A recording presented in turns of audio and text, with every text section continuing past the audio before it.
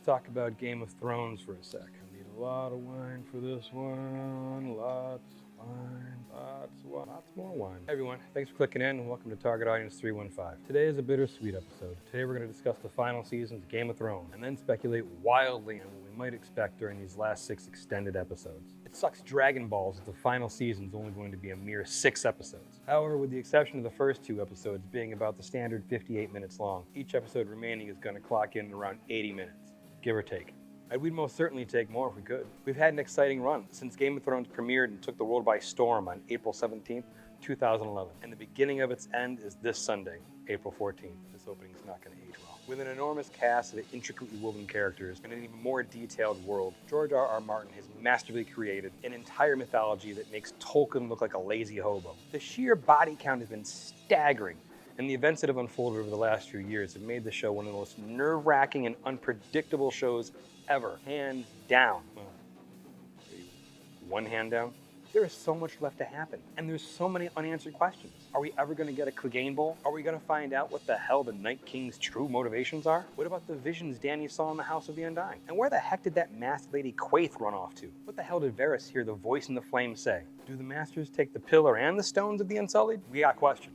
And we only have 6 episodes to do all of this in. That's just 432 minutes. With the completion and release of The Winds of Winter still a thing of rumor, I can only hope that the showrunners, without the benefit of a full novel to work from, do the story justice. Then again, George has certainly teed up a nice little safety net on his book sales by keeping it off the shelves until after the finale. And we're gonna have spin-offs. So at least we'll be returning to Westeros again at some point or another. So let's get into the discussion and deep dive into the series so far. And then into some hopes and expectations on Season 8. And when the finale finally airs, we can all Dothraki scream into the air, and so our watch has ended. Thanks for watching. Let's get started. You're probably gonna die. You're definitely gonna die. You're gonna die. You're probably gonna die. They're all gonna die. Everyone dies.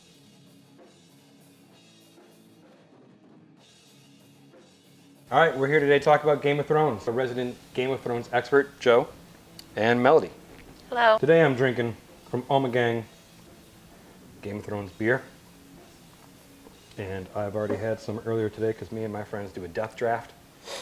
And I'm going to win this year. We're all going to win because everyone's going to die. Really sucks because this is the last season. But in a way, not really, because it's all ending now. Like, we're getting an ending that we've been waiting for 20 years. But are we going to? Yeah. It'll end. George R.R. Martin himself even said that it shouldn't be the last season.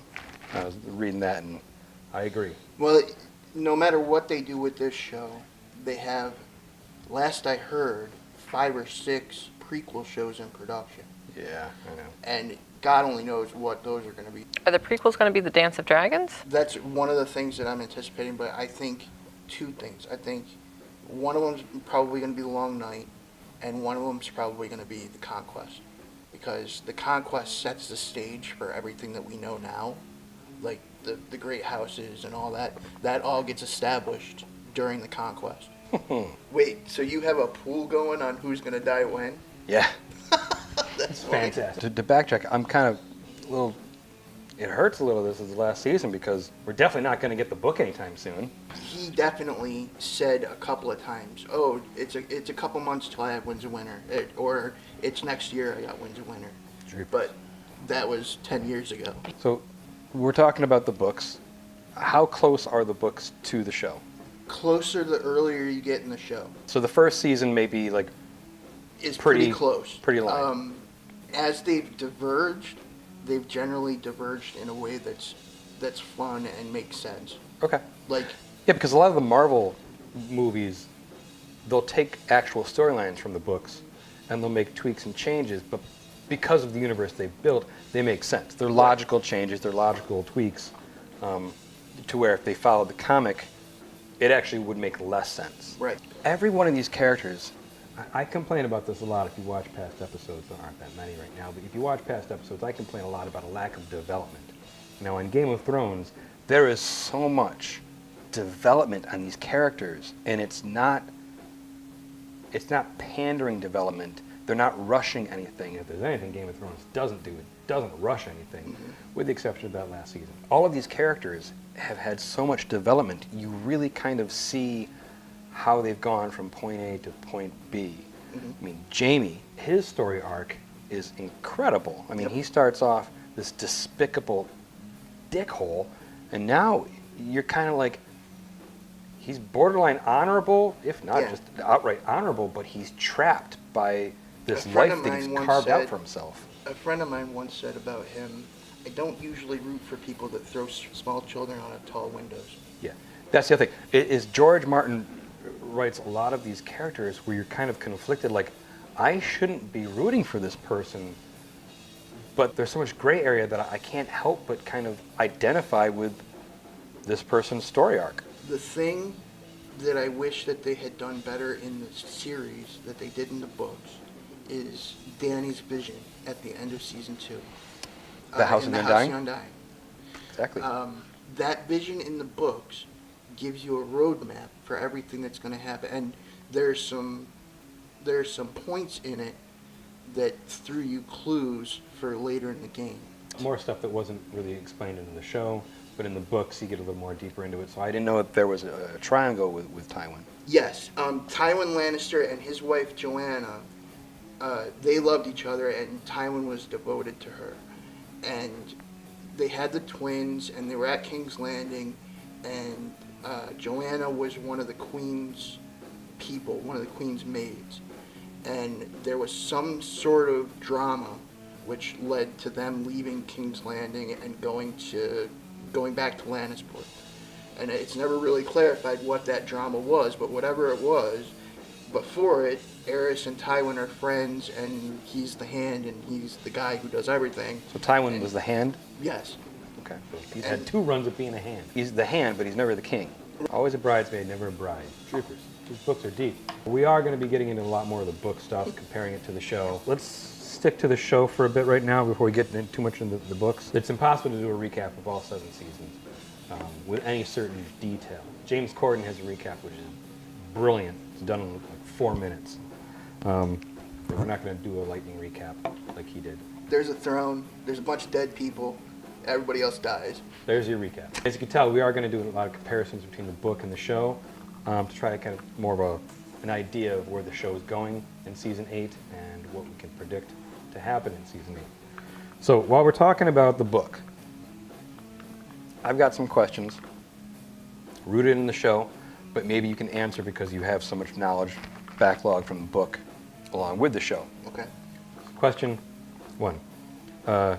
Because I don't think it's really explicitly drawn out. What the hell is the true intentions of the Night King? So and wait. There is a difference between the Night King and the Night's King, isn't there? So in the book, the Night King is a separate legend from the Long Night.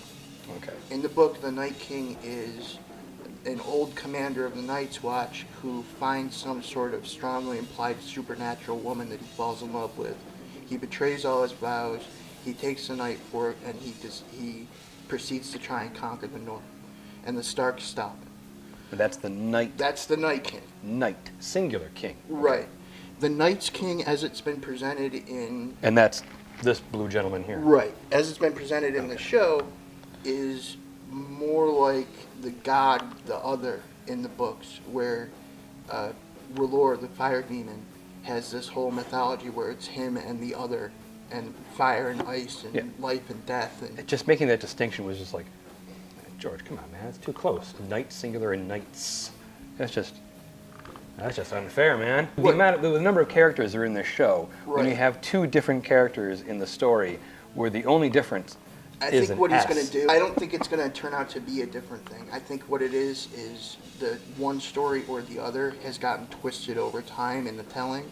Okay. And he's using it to kind of show how folklore can reflect the truth, rather than actually be the truth. Do we know what the Night's King's motivations are? Like, why now?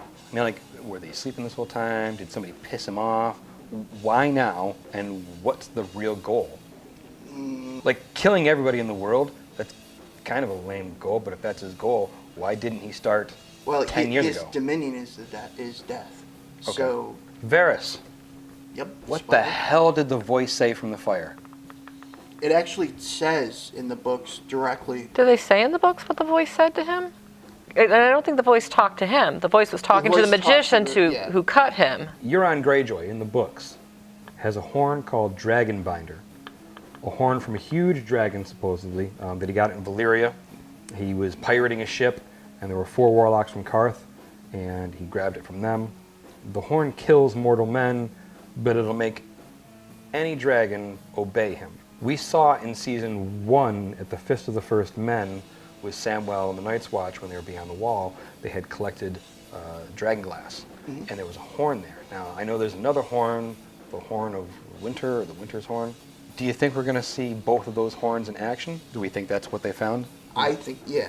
I think it's a complication that's going to arise in the books that won't be in the series. So we're not going to think that that's the Horn of Winter. We're going to think that's the Dragon Binder horn. Right. I've seen some theories that the Night King might actually be Bran. I've heard that.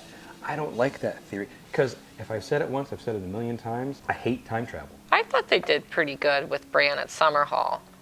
You know, he couldn't really interact. He could call out to his dad, and did his dad hear him? Tower Did he just Joy. turn around? Tower Tower of Joy. Joy. Sorry. Yeah, Tower of Joy. But didn't he, though? When he yelled for his father, he stopped and turned around. Right, but he didn't acknowledge him. There wasn't that, like, Back to the Future Yeah, but I'll direct bet you- interaction. I'll bet you any amount of money that there's going to be more interaction in this upcoming season. Well, Hodor. Hodor, that was my example. Yeah. Oh, You know, that's a good circular point. time travel. Hodor is the way he is because Bran interfered with the past. Now, Right. So the theory I saw said that there's going to be a big battle at Winterfell, which, okay, that's a given. They've already said that the Battle of Winterfell is the longest battle that they've shot for TV, like, ever. it took like 2 weeks to shoot, I think, something crazy like that. So I mean, the Battle of the Bastards was amazing. Yeah. This one's going to be mind-blowing. We the have to take Battle a of day off of work Bastards afterwards. was cool because if you're a student of tactics, it went through like 6 historical battles. They took elements of 5 or 6 historical battles and put them all together into the Battle of the You Bastards. hear that? Learn your history. Or else you can't enjoy Game of Thrones.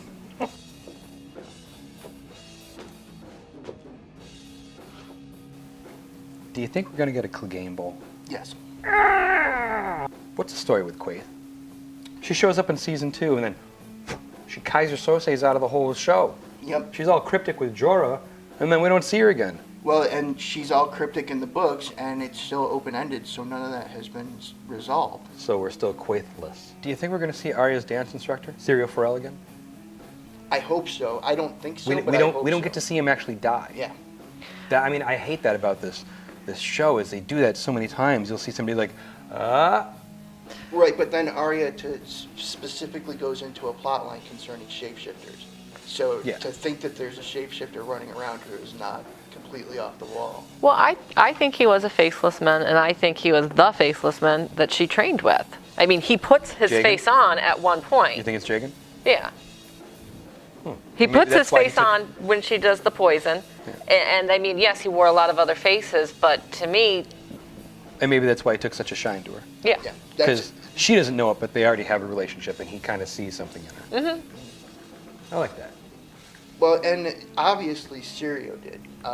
Back in season 1, Syrio liked her and was her friend. He was pretty much her only friend in King's Landing. You could tell that they had a really good rapport. I Yeah. mean, the 2 actors got along great, and it kind of helped that whole storyline go very well together. The way he'd bump her with the sword, and the little, what do we say to death?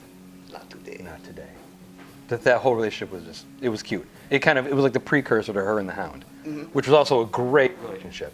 Yeah, that was my favorite buddy comedy of the One of my whole favorite series. scenes. One of my favorite scenes with those 2 was when they show up to the Bloody Gate, trying to get her back to her Aunt Lysa. They're at the Bloody Gate, and they go, "Who dares come to the Bloody Gate?" And the Hound's like, Bringing her back to her aunt. bringing her back to her aunt. And they're like, looking up. she's dead. And then Arya just breaks out laughing. That's one of my. I love that scene so much. This is going to be a deep one. I'm going to pull a string now. So everybody, take a sip of Take whatever it. you're drinking. What the fuck is the deal with Bran and the 3-eyed raven? There's got to be a reason. There's got to be a plan. Yeah, he's an exposition machine. He is the one. Well, I mean, come on. You can't say he's an exposition machine. What does he want? Why is he doing the things he's doing? Where did he get his power from? Where did he get his power from is an easy answer. That he gets his power from the old gods. The powers of the North all stem from the old gods. Okay. I'm not clear on how R'hllor and his mythology fit into things. I think that he's just a demon that's trying to be pretentious and get worshippers. So he's a demon. Yeah, well, because he has people burning each other at the stake and like raising people from the dead. The three-eyed raven does this. No. R'hllor does. The fire god. All right, Melisandre's. we're in book territory now, not show territory. I don't know who R'hllor is. The red priestess, her Yes. god, Her god. Melisandre. Okay. Yes. Right. So Melisandre's god, same person, Yes, Melisandre's god is R'hllor Is R'hllor with an R. with an R. R- Rhollor. All right. Personally, I think Bran is just a mechanism in the story at this point.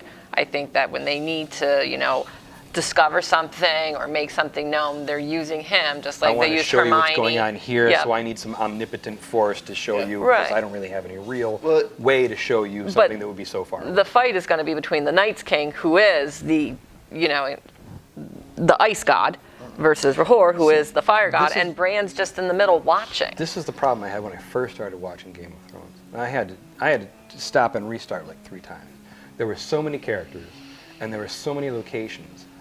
I was having a difficult time digesting it all and wrapping my head around how all of it worked together. In the Yeah. books, they have like a little encyclopedia in the back so you can Yeah. look everything And up. at some point, I mean, I'm sitting here reading a 600-page history of a dynasty that never existed, and at some point you come to yourself and think, well, this is just gibberish. But it's entertaining gibberish, so... But people that don't like Game of Thrones, that's exactly what they're saying right now. So does he have a plan? Does the Three-Eyed Raven have a plan? I think the Three-Eyed Raven before Bran had a plan, and that didn't go well.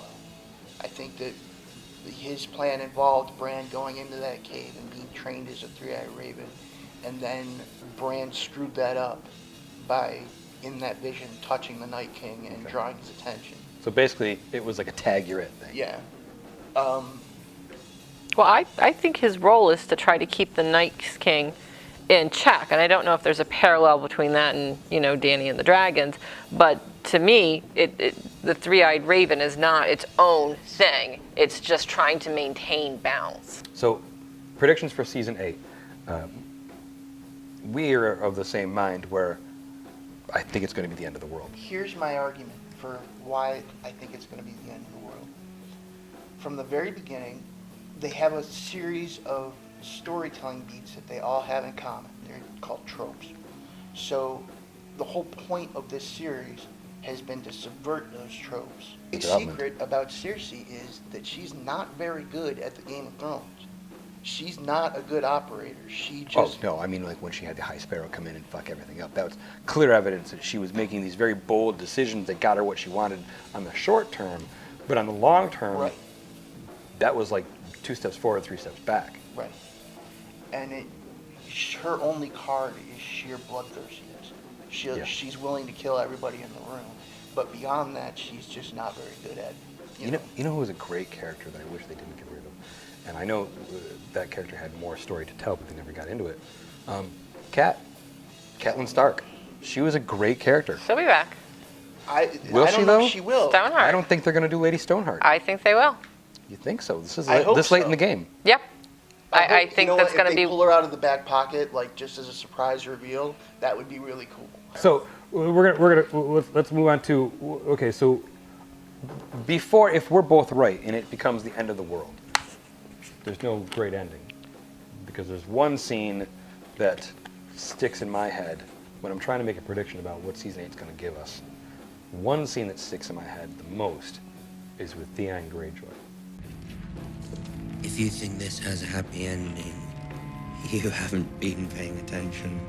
George R.R. Martin puts a lot of these little foreshadowing lines and all this stuff. I mean, Yep. the way Littlefinger talked about how everybody dies. Well, and there's People the die other in many one. different ways, and then he lists all the people dying. The Archmaester, who the series is investigating and saying that the men who think they're learned are usually wrong. The Archmaester goes on a whole rant in the first episode of last season, talking about how during the conquest they thought it was the end of the world. The dragons are He gonna did, kill us yeah. all. Yeah, when he And was then with Samwell. During the long night, they thought it was the end of the world, and it's never the end of the world. Yeah. Well, guess what, buddy? I think this time it's Exactly, the end of that's the what I world. think too. So you don't think don't- anyone's actually going to ever end up sitting on the Iron Throne? while everything burns around it. Sure. Yeah, I'm not convinced that there will be an Iron Throne when all is said and done. I'm pretty sure that the last line of this story is going to be, and then the world ended. That's my prediction, and that's my hope, because they've subverted so many of the tropes over time, and Which, like you said, has been a big thing with George R. R. Martin. Right. Is just kind of subverting all the tropes, the things that you expect in a story. right. He goes the opposite way. He gives you all Unlike the Rickon, signals. he zigs when he should have zagged. let's just run down some of these characters and go through predictions. I want to know who's going to live and who's going to die. Ready? I'm going to go off. Jon Snow, live or die. He's already dead. You're a clever man. Jon Snow 2.0, live or die. Probably live. Okay. Daenerys, live or die. Live. Arya, Live. Die. Sansa, Die. Died. die. Why is Sansa die? I don't see. My record with Sansa hasn't been very good because Nobody's record with Sansa has been very good. These predictions are She- tough to do because you've only got 6 episodes to cram it in. So whatever you predict, they have to be able to develop that idea into the show. Cersei, live or die. Die. I want her to die, but I think she might live just again because of the subverting tropes thing. Because killing the villain is kind of the easy fantasy answer. Jaime, Dead. dead. Actually, I'm going to change my answer because Cersei is going to die at the hands of the Valonqar, the little brother. So, and she always assumes that that's Tyrion, but it's not. It's Jaime. Jaime's going to be the one to kill her. I agree. Which brings us to Tyrion, live or die. I'm going to go with live for him. Yeah, I think he lives. I would think, love for him to live. I think he's George Martin's favorite character. Yeah. And I think that he's going to get, regardless of whether he lives or dies in the end, he's going to get his chance to ride a dragon. That'd be so awesome. I would love for Tyrion to live. That scene where he's with the dragons, he's unchaining them. That was so endearing. That was such a tender moment. Him talking about being a kid and always wanting a dragon. Oh, man. For him to finally get on the top of a dragon, actually fly one, that would be such a great moment. What was it the maester who built the saddle for him said? You'll be as tall as anybody on that. Yeah, exactly. Well, and the saddle Nice goes callback. back. Yeah, and the saddle goes back to the harness conversation. Like, that saddle was the reason why they made a big deal out of that saddle in the first book is because that's near what you would need to stay on the dragon's back. Varys, live or die. Dead. They already made the prediction. I was going to say, Melisandre always said, I have to go back to Westeros. That's where I die. Same as you. Which brings us to Melisandre. She said she was going to die there. Very Super dead. But I mean, she also said that Stannis was going to be the one. She was wrong about that. One of the things I think we're going to see is Jon and Dany may start, if there's going to be a world after we're done here, Jon and Dany may start a new Targaryen dynasty. Davos, live or die. I want him to live. I want him to be the last one standing. But I think he pretty much served his purpose when he brought Gendry back into the game. Also, that last season, they were just like snapping through things, and you could tell they ran out of George R. R. Martin material. I don't know who the writers were, but you were going way too fast, and it started becoming like a comedy where everybody had a joke to tell. There's a here's And a couple, Davos was the biggest offender on that. He kind of had a line for everything, which was fun. It was great fun, don't get me wrong, but you know, when you're dealing with the world that we've already come to know 6 seasons in, and then season 7 suddenly becomes a slapstick comedy with him and Jon, where Jon gets to play the straight guy. Theon Greyjoy, live or die. He's being kept alive for something. He really has to be, because at this point, god damn that guy. Yeah. You know, I mean, like, you've done some fucked up shit, and you got to pay for what you've done. But at one point is enough. This poor guy. And Jon sees that. Jon forgives him. Yeah. He says, it's not my place to forgive you for everything, but what I can forgive, I do. I feel like everybody has, like, this one thing they're being kept alive to do. Yeah, I think... Like Sandor, he's being kept alive. He always said, I'm a terrible person. I should be paying for all the bad things I've done. Why haven't I? The guy's like, and maybe you have. Thoros pretty clearly existed to get Beric Dondarrion to... Keep coming back from the dead. Right, to that fight up north and make that mission happen where 'Cause they then he kidnap dies. that. Right. Because then as soon as that purpose is served, he's done. Yeah. I don't think Dondarrion is done yet, though. I think he's still on his Fair. last leg. Yeah. Kyber. I want him to die. I want him to die, which means he probably won't. He's just so creepy. Gendry. Live or die. He might have served his purpose when he ran back to He's the wall. last Baratheon. I have him as a solid live. That's what I think. I think his If purpose... it's not, if the world doesn't end, he's a live. Him and Arya. I kind of see that. Yeah. Or maybe even him and Sansa, because Sansa's the one that's very interested in being a lady, not Arya. Well, and don't forget, well, I don't know, this might not be something that people know, but Baratheon has Targaryen blood. The original Baratheon was Aegon Targaryen's bastard brother. Well, there you go. Yeah, that's right. I poured another glass because I drink and I know movies.